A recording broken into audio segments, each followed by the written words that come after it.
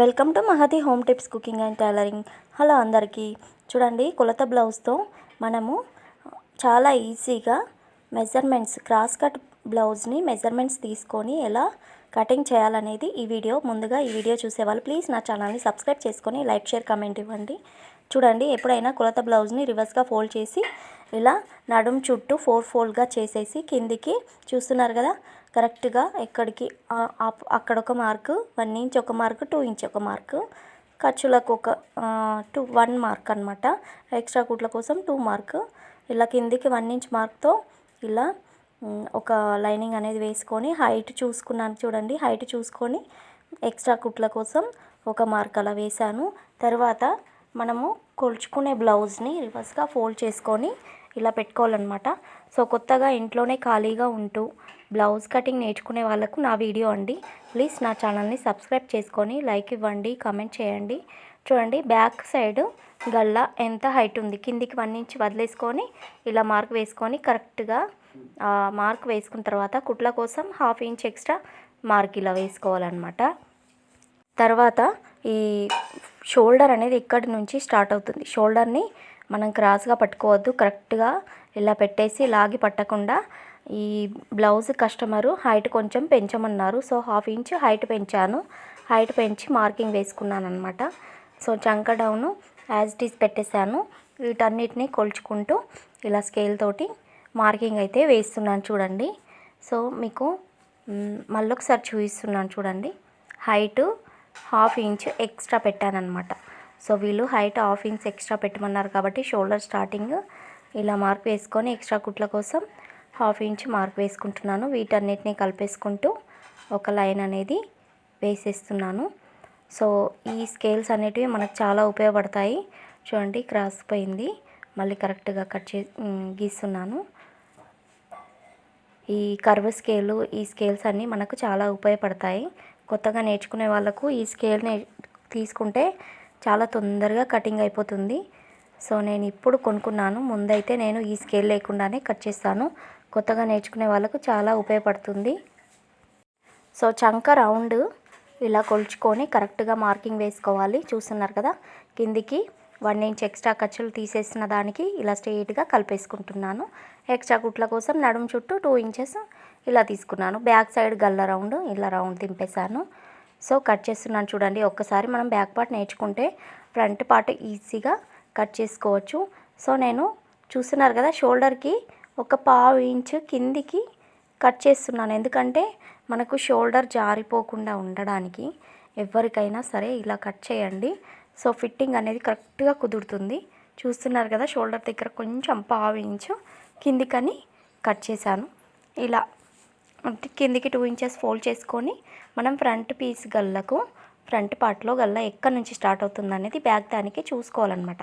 So ఇలా చూసుకున్న తర్వాత కరెక్ట్గా ఇలా పెట్టేసుకొని చూస్తున్నారు కదా, క్లాత్ అనేది అడ్జస్ట్ చేసుకుంటూ వేస్ట్ పోనివ్వకుండా మనము క్లాత్ని వేస్ట్ కాకుండా అడ్జస్ట్ చేసుకుంటూ వాడుకోవాలన్నమాట. సో చూడండి, కరెక్ట్గా ఎలా ఉందో అలా బ్యాక్ పార్ట్ని నేను డ్రా చేసేసాను. సో సబ్స్క్రైబ్ చేసుకోండి, మీరు ఖచ్చితంగా ఒక సబ్స్క్రైబ్ అయితే చేసుకోండి. కొత్తగా చూసేవాళ్ళు ఇప్పటివరకు సబ్స్క్రైబ్ చేసుకోకపోతే చేసుకోండి. సో గల్లా రౌండ్ తింపేశాను. అలాగే హుక్స్ పార్ట్ కొలత అనేది చూసుకుంటున్నాను. హుక్స్ పార్ట్లో ఖర్చు ప్లేస్ ఇలా ఇవన్నీ చూసుకొని కిందికి ఎక్స్ట్రా, పైకి ఎక్స్ట్రా 1/2 ఇంచ్ ఇలా ఎక్స్ట్రా మార్క్ వేసుకొని, అలాగే షోల్డర్ మిడిల్లో నుంచి కిందికి ఖర్చు వరకు ఇవన్నీ ఖర్చులు చూసుకొని ఎక్స్ట్రా 1/2 ఇంచ్ ఇలా మార్క్ వేసుకోవాలన్నమాట. సో చంక డౌను ఫ్రంట్ పీస్కి 1/2 ఇంచ్ లోతులకు తీసుకోవాలి.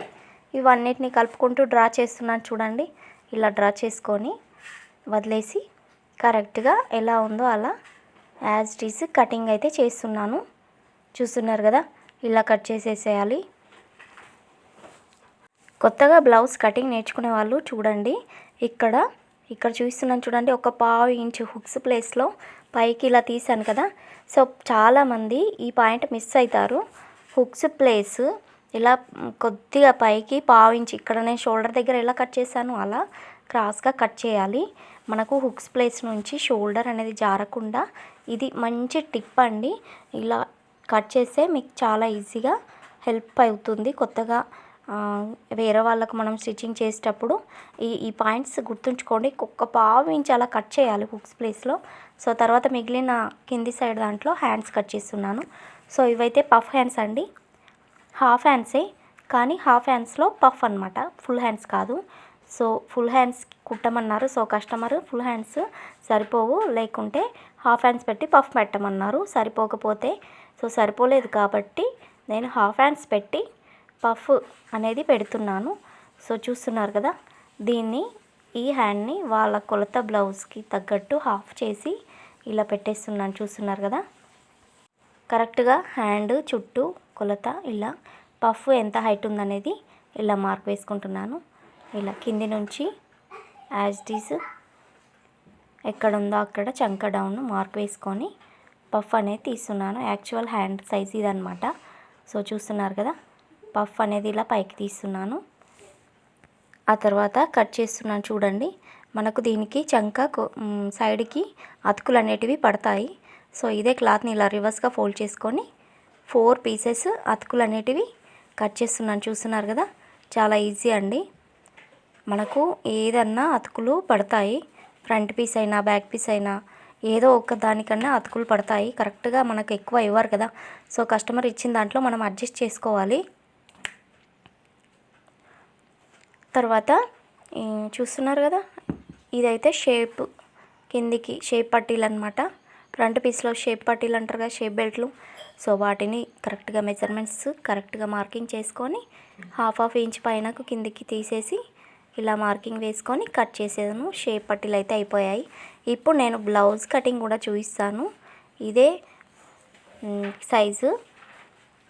ఇప్పుడైతే నేను లైనింగ్ పీస్ కట్ చేశాను కదా. సో ఇప్పుడు బ్లౌజ్ పీస్ తీస్తున్నాను. చూడండి, బ్లౌజ్ పీస్లో ఎలా అడ్జస్ట్ చేసుకుంటూ కటింగ్ చేస్తాననేది చూడండి ఒకసారి. సో నిలువుగా ఇలా కట్ చేసి పెట్టేశాను. ఈ క్లాత్ అనేది చూడండి ఎంత పల్చగా ఉంది. కరెక్ట్గా మనం అడ్జస్ట్ చేసుకుంటూ కరెక్ట్గా పెట్టుకోవాలి.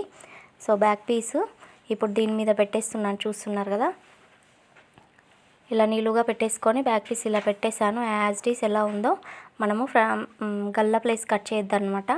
మనకు కుట్టేటప్పుడు కన్ఫ్యూజ్గా అవుతుంది, ఈజీగా తొందరగా కుట్టడం కుదరదు. గల్ల ప్లేస్ కట్ చేయొద్దు. ఇలా వీడియోలో చూస్తున్న విధంగా కటింగ్ చేసేసేయండి బ్యాక్ పార్ట్. సో లైనింగ్ పీస్లో కట్ చేసుకున్న బ్యాక్ పార్ట్ బ్లౌజ్ పీస్ పైన పెట్టేసి ఇలా కట్ చేశాను. అలాగే ఇప్పుడు ఫ్రంట్ పీసు ఇలా లైనింగ్ పీసు బ్లౌజ్ పీస్ మీద పెట్టేసి కొద్దిగా క్రాస్లో పెట్టాలి కదా, క్రాస్ కట్ అంటే. సో ఇలా క్రాస్గా పెట్టేసి కటింగ్ అయితే చేస్తున్నాను. చూస్తున్నారు కదా, సో ఇలా కొద్దిగా ఎక్స్ట్రా ఇలా ఉంచేసుకొని కటింగ్ అయితే చేసేయాలి. సో దీనికి షేప్ బెల్ట్లు ఒకటే 2 వచ్చేస్తాయి. బ్లౌజ్ పీస్ 2 పెట్టాలి కదా, దాన్ని ఎక్కడి నుంచి తీయాలో చూపిస్తాను చూడండి. అలాగే ఇది కిందికి బ్లౌజ్ ఇలా ఎక్కువ వచ్చింది కదా.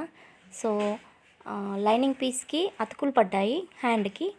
సో దీనికి అతుకులు పడకుండా ట్రై చేస్తున్నాను. చూస్తున్నారు కదా, ఇలా నిలువులా పెట్టేసి హ్యాండ్ అయితే ఈజీగా అతుకులు రాకుండా పఫ్ హ్యాండ్స్ వచ్చేసాయి. చూస్తున్నారు కదా, ఇలా వచ్చేసాయి అన్నమాట.